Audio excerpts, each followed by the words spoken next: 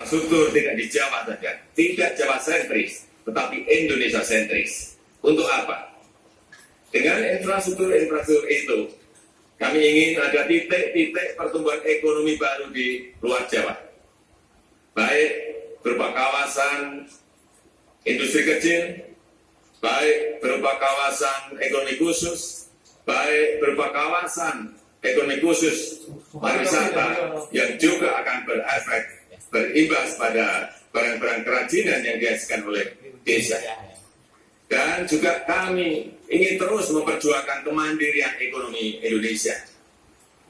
Oleh sebab itu, sumber daya alam strategis yang sebelumnya dikelola oleh asing dikuasai negara, seperti Blok Mahakam, Blok Rokan, dan juga Freeport. Kemandirian ini sangat penting sekali, karena dengan kemandirian ini, ekonomi yang adil dan kesejahteraan masyarakat akan bisa kita lakukan. Kemudian di bidang kesejahteraan sosial, kami nanti juga akan mengeluarkan yang namanya Kartu Indonesia Pintar seperti ini.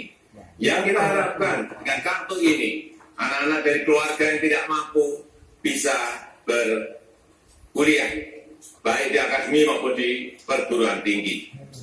Yang kedua, kami juga mengeluarkan kartu prakerja. Dan dengan kartu prakerja ini, kita akan lakukan pelatihan-pelatihan, training-training baik di dalam negeri maupun di luar negeri bagi lulusan SMA, SMK, akademi, perguruan tinggi maupun korban-korban PHK.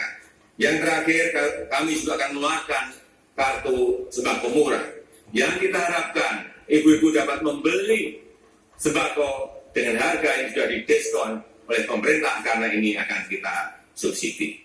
Saya rasa itu yang bisa saya sampaikan. Masih ada waktu, Pak? Akan ditambahkan? Waktu habis.